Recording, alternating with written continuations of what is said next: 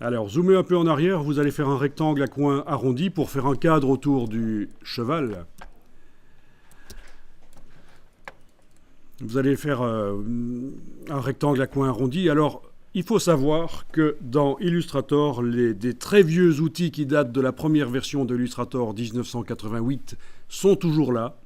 Et au fur et à mesure de l'évolution de Illustrator, de nouveaux outils pour faire la même chose sont apparus et ces outils nouveaux sont mieux.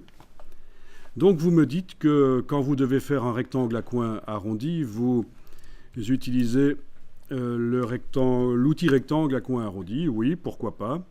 Je vais le faire ici. Outil rectangle à coin arrondi. Je trace. Sans lâcher le bouton de la souris, c'est vrai qu'on a sur le clavier les flèches haut et bas pour modifier l'arrondi. Je suis en train d'appuyer sur la flèche qui va vers le haut. J'ai augmenté la valeur d'arrondi. Je lâche le bouton de la souris, j'ai un rectangle à coin arrondi. Oui. Le problème, c'est que si maintenant on veut modifier les arrondis, c'est pas possible. Parce que ce n'est pas des arrondis dynamiques. Ils ne sont pas modifiables facilement. C'est comme si je l'avais dessiné à la plume, ce rectangle avec les arrondis. Bon, bah alors supprimez ça. Donc vous oubliez cet outil.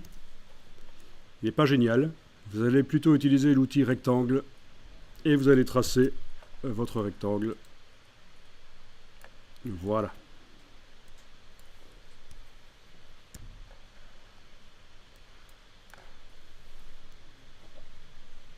Et alors sur ce rectangle, vous allez chercher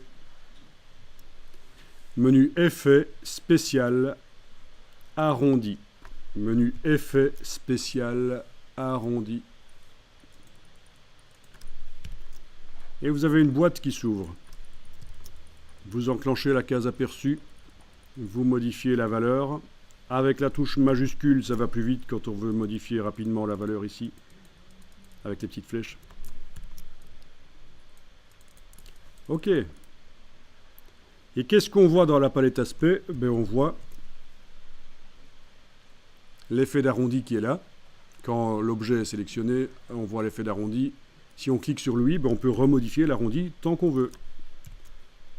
On peut aller remodifier ça. C'est dynamique.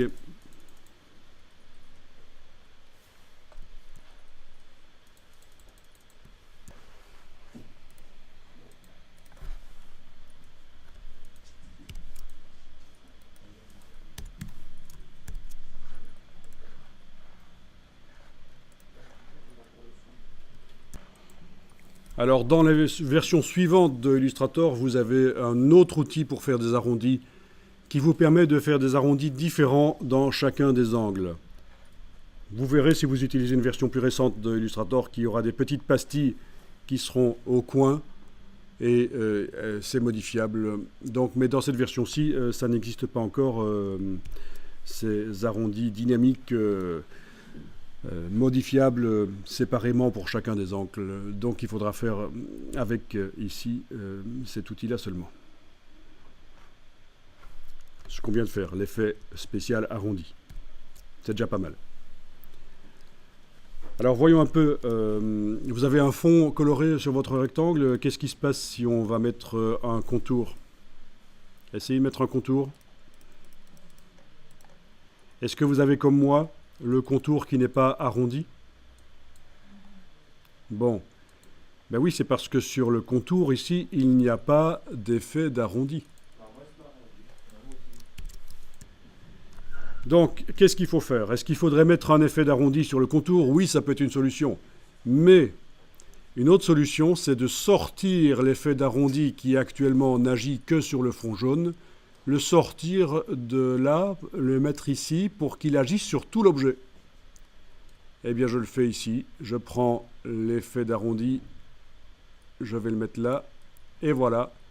Il est en dehors du fond et du contour, il agit sur tout l'objet.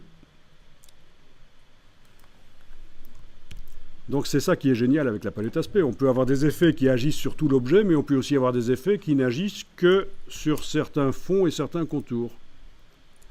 Ça dépend s'ils sont en dehors des fonds et des contours, comme c'est le cas maintenant, ou s'ils sont dedans.